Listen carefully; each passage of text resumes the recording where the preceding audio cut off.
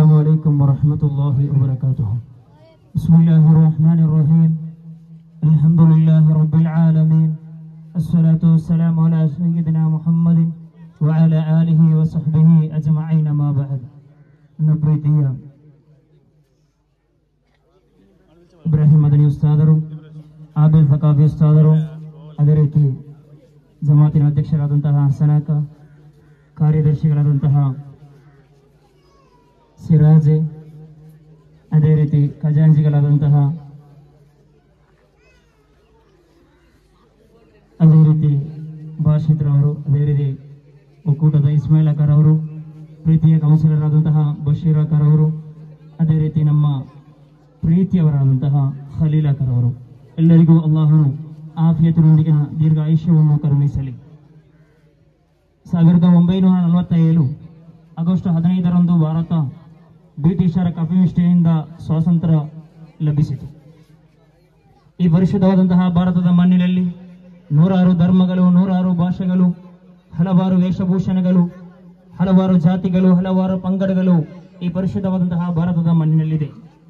ಈ ಪರಿಶುದ್ಧವಾದಂತಹ ಭಾರತದ ಮಣ್ಣು ಹಿಂದೂ, ಮುಸಲ್ಮಾನ, ಕ್ರೈಸ್ತ, ಸಿಖ್, ಬೌದ್ಧ, ಜೈನ, ಧರ್ಮ ಉಳ್ಳವನು, ಧರ್ಮ ಇಲ್ಲದವನು ಎಲ್ಲರಿಗೂ ಜೀವಿಸುವಂತಹ ಹಕ್ಕನ್ನು ಹೊಂದಿರುವಂತಹ ಒಂದು ರಾಷ್ಟ್ರವಾಗಿದೆ ಪರಿಶುದ್ಧವಾದಂತಹ ಭಾರತದ ಈ ಮಣ್ಣು.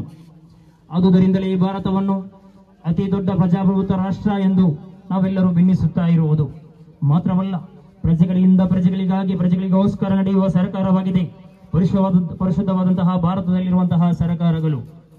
ಈ ಪರಿಶುದ್ಧವಾದಂತಹ ಭಾರತವನ್ನು ಕೊಳ್ಳೆ ಹೊಡೆಯಲು ಬೇಕಾಗಿ ಧಿಕ್ಕಾರಿಗಳಾದಂತಹ ಫ್ರೆಂಚರು 1664ರಲ್ಲಿ ಬಂದರೆ, ಪೋರ್ಚುಗೀಸರು ಕ್ರಿಸ್ತಶಕ 1498ರಲ್ಲಿ ಬರುತ್ತಾರೆ, ಡಚ್ಚರು 1605ರಲ್ಲಿ ಬರುತ್ತಾರೆ. ಆದರೆ ಇವರಿಗೆ ಯಾರಿಗೂ ಕೂಡ ಭಾರತದಲ್ಲಿ ಒಂದು ನೆಲೆ ನಿಲ್ಲಲು, ಭಾರತದಲ್ಲಿ ಸೇರಲು, ಭಾರತದ ಒಂದು ವಿಭಾಗವನ್ನಾಗಿ ಮಾಡಲು ಅವರಿಗೆ ಯಾರಿಗೂ ಕೂಡ ಸಾಧ್ಯವಾಗಲಿಲ್ಲ. ಆದರೆ 1600ರಲ್ಲಿ ಬಂದಂತಹ ಬ್ರಿಟಿಷರು ಇಲ್ಲಿ ಭಾರತದಲ್ಲಿ ಭದ್ರವಾಗಿ ಸುಭದ್ರವಾಗಿ ನೆಲೆಗೊಳ್ಳುತ್ತಾರೆ. ಮಾತ್ರವಲ್ಲ, ಭಾರತೀಯರನ್ನು ಪರಾಕೀಯರಾಗಿ ಅವರು ಬಿಂಬಿಸುತ್ತಾರೆ. ಹಿಂದೂ ಮುಸಲ್ಮಾನ ಅಣ್ಣ ತಮ್ಮಂದಿರಂತಿದ್ದಂತಹ ಹಿಂದೂ ಮುಸಲ್ಮಾನರ ಎಡೆಯಲ್ಲಿ ಕಂದಕವನ್ನು ಸೃಷ್ಟಿಸುತ್ತಾರೆ. ಪರಸ್ಪರ ಪ್ರೀತಿಯಿಂದ ಬೆಳೆದಂತಹ ಹಿಂದೂ ಮುಸಲ್ಮಾನರ ಎಡೆಯಲ್ಲಿ ಒಡೆದಾಟ ಬಡಿದಾಟಗಳನ್ನು ಮಾಡಲು ಪ್ರೇರಣೆಯನ್ನು ನೀಡುತ್ತಾರೆ. ಭಾರತ ಬರಿದಾಗಲು ಪ್ರಾರಂಭಿಸುವಂತಹ ಸಂದರ್ಭದಲ್ಲಿ ಭಾರತದ ಮುಕ್ಕು ಮೂಲೆಗಳಿಂದಲೂ ಭಾರತೀಯ, ಅವನು ಹಿಂದೂ ಆಗಲಿ, ಮುಸಲ್ಮಾನನಾಗಲಿ, ಕ್ರೈಸ್ತನಾಗಲಿ, ಒಕ್ಕೂರಿನಲ್ಲಿ ಅವರೆಲ್ಲರೂ ಕೂಡ ಸಿಡಿದೆದ್ದು ಅವರೆಲ್ಲರೂ ಕೂಡ ಹೋರಾಟಕ್ಕೆ ಧುಮುಕುತ್ತಾರೆ.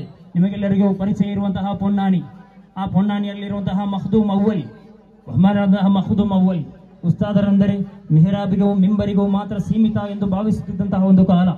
ಉಸ್ತಾದರೆಂದರೆ ಮಸೀದಿಗೂ ಮದ್ರಸಕ್ಕೂ ಆ 4 ಗೋಡೆಗಳಿಗೆ ಮಾತ್ರ ಸೀಮಿತ ಎಂದು ಭಾವಿಸುತ್ತಿದ್ದಂತಹ ಕಾಲದಲ್ಲಿ ಮಖ್ದೂಮ್ ಅವ್ವಲ್ ರವರು 2 ಅರಬಿ ಕೃತಿಗಳನ್ನು ಬರೆಯುತ್ತಾರೆ.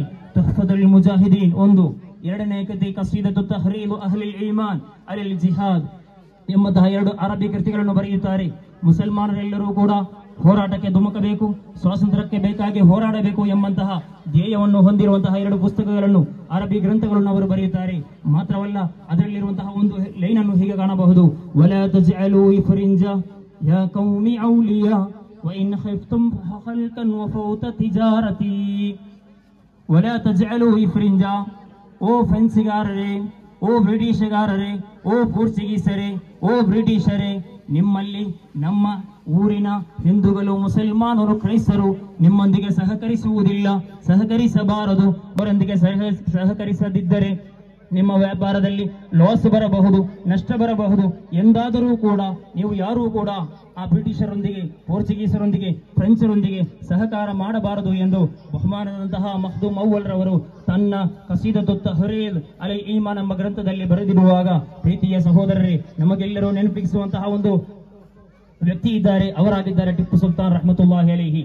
ತನ್ನ 2 ಮಕ್ಕಳನ್ನು ದೇಶಕ್ಕೆ ಬೇಕಾಗಿ ಒತ್ತೆಯಿಟ್ಟ ಬ್ರಿಟಿಷರ ಮುಂದೆ ಎದೆಯೊಡ್ಡಿ, ತಾನು ದಿವಸಗಳೆಲ್ಲವೂ ಇಲಿಯಾಗಿ ಬದುಕುವುದಕ್ಕಿಂತ ಒಂದು ದಿವಸ ಹುಲಿಯಾಗಿ ಬದುಕಲು ನಾನು ಇಚ್ಛಿಸುತ್ತೇನೆ ಎಂದು ಹೇಳಿದಂತಹ ಟಿಪ್ಪು ಸುಲ್ತಾನ್ ರಹಮತುಲ್ಲಾಹಿ ಅಲೈಹಿ ಅವರನ್ನು ನಾವು ಈಗ ಸ್ಮರಿಸಬೇಕಾಗಿದೆ.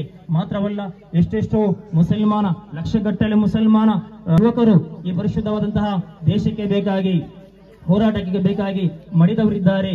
ಅದೇ ರೀತಿ ಈ ದೇಶದ ಮಣ್ಣಿನಲ್ಲಿ ಮರಣ ಹೊಂದಿದಂತಹ ವ್ಯಕ್ತಿಗಳಿದ್ದಾರೆ. ಅವರೆಲ್ಲರನ್ನು ಸ್ಮರಿಸುವಂತಹ ಒಂದು ದಿವಸವಾಗಿದೆ ಪರಿಶುದ್ಧವಾದಂತಹ ಸ್ವಾತಂತ್ರ್ಯ ದಿವಸ. ಕೊನೆಯದಾಗಿ ಒಂದು ಬೈತನ್ನು ಮಾತ್ರ ನಿಮ್ಮ ಮುಂದೆ ಹೇಳುತ್ತೇನೆ. ಶುಕ್ರ ಕರ್ ಖುದಾ ಕಾತು, ನೀವು ಅಲ್ಲಾಹನಿಗೆ ಶುಕ್ರನ್ನು ಮಾಡಿರಿ, ಕೃತಜ್ಞತೆಯನ್ನು ಮಾಡಿರಿ. ತುಜ್ಕೋ ಎ ವತನ್ ಮಿಲಾ, ನಮಗೆ ಈ ಪರಿಶುದ್ಧವಾದಂತಹ ಮಣ್ಣು ಲಭಿಸಿದ್ದಕ್ಕಾಗಿ. ಪಾಕ್ ಸೆ ಜಮೀನ್ ಮಿಲಾ, ನಮಗೆ ಪವಿತ್ರವಾದಂತಹ ಮಣ್ಣು ಲಭಿಸಿದೆ. ಮಾತ್ರವಲ್ಲ ಔರ್ ವ ಚಮನ್ ಮಿಲಾ, ಎಂತಹ ಸುಂದರವಾದಂತಹ ಈ ಮಣ್ಣಾಗಿದೆ ನಮಗೆ ಲಭಿಸಿದ್ದು ಎಂದು ಕೊನೆಯದಾಗಿ ಈ ವಿಚಾರಗಳನ್ನು ಮಾತ್ರ ಹೇಳುತ್ತಾ ನನ್ನ ಭಾಷಣಕ್ಕೆ ವಿರಾಮ.